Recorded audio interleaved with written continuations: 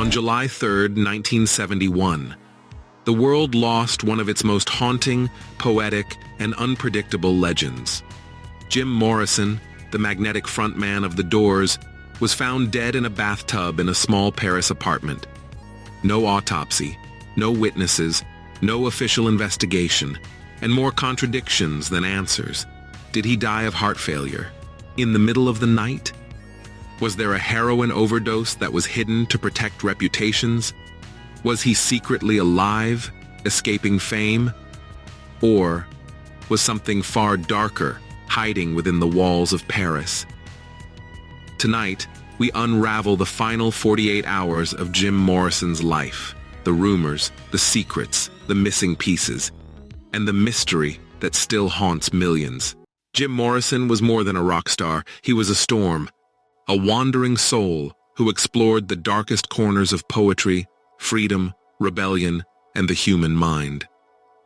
Behind the sunglasses, leather pants, and explosive performances lived a man drowning in fame, alcohol, emotional turmoil, and self-experimentation.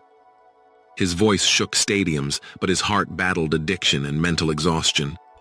By the late 1960s, Jim felt suffocated by the spotlight, arrested for indecent exposure, attacked by the press, and overwhelmed by the lifestyle he helped create. His decision to flee to Paris wasn't a vacation. It was an escape, a desperate attempt to find peace before he fell apart completely. Jim arrived in Paris in March 1971 with Pamela Courson, hoping to focus on writing poetry and recovering from years of heavy drinking. But the city of light quickly turned into a city of shadows. Jim wandered the streets late at night, visiting bars, meeting strangers, and slipping back into addictive habits. Friends noticed he was gaining weight, coughing heavily, and struggling with breathing. Some say he was trying to get clean. Others say he was using more than ever. Paris was supposed to save him, but for Jim Morrison, it became a maze of danger and uncertainty. The last night of Jim Morrison's life is a blur of conflicting stories. According to Pamela, they watched old films, listened to music, and talked about their future. But other witnesses claim Jim went out alone that night, visiting a Paris nightclub known for heroin use. Some say he collapsed in the bathroom of the club after snorting a line he believed was cocaine but was actually heroin. Friends allegedly carried him home, alive, but barely. Others deny the story completely. Pamela Courson's official statement said she found Jim Morrison in the bathtub around 5 a.m., unresponsive but peaceful. No blood, no sign of struggle. Doctors declared it natural heart failure, but without an autopsy. Why no autopsy? Because in France, if there are no signs of foul play, an autopsy wasn't mandatory.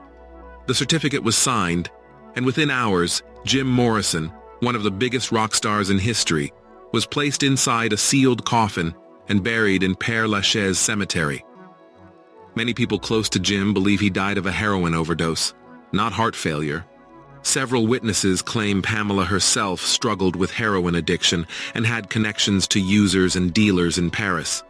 Some believe Jim snorted heroin thinking it was cocaine, a fatal mistake many artists made in the early 70s. The theory suggests Jim overdosed at the nightclub, and instead of calling for medical help, witnesses carried him home to avoid police trouble. They placed him in the bathtub hoping the cold water would revive him, but it didn't. This theory is chilling because it fits the timeline, the secrecy, and the suddenness of his death. When journalists tried to investigate, something strange happened. People who last saw Jim alive refused to talk. Nightclub staff avoided interviews. Pamela changed her story multiple times. Some of Jim's closest Paris friends vanished from the public eye. Was it fear? Protecting reputations? Or something more sinister? Some conspiracy theorists claim that Jim Morrison had files with intelligence agencies due to his father being a U.S. Navy Rear Admiral involved in the Gulf of Tonkin incident, an event that escalated the Vietnam War. This theory suggests Jim's influence as an anti-war icon may have drawn unwanted attention. Although there is zero verified evidence supporting foul play by intelligence agencies, The mystery around his death fuels these theories even today. A legend that refuses to die. Some believe Jim Morrison faked his death to escape fame. Evidence believers point to no public viewing of the body, quick burial, no autopsy, conflicting witness statements, Morrison's obsession with mythology and transformation. Some claim he fled to New York, others say Africa. While extremely unlikely, the lack of transparency makes this theory impossible to fully erase. Pamela was the only person who claimed to witness Jim's final hours, but her statements changed repeatedly. Her own heroin addiction made her unreliable, emotional, and easily influenced. Some believe she panicked after Jim collapsed and chose secrecy over honesty. Tragically, Pamela died of a heroin overdose just 3 years later, taking the truth of that night with her. Jim Morrison's death feels like a puzzle with a few crucial pieces deliberately removed.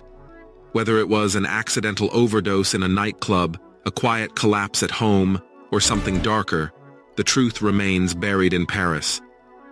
What we do know is this: Jim Morrison burned brighter, louder, and faster than most people ever could, and on that early Paris morning, the fire simply went out. If you have your own theory about Jim Morrison's mysterious death, comment below.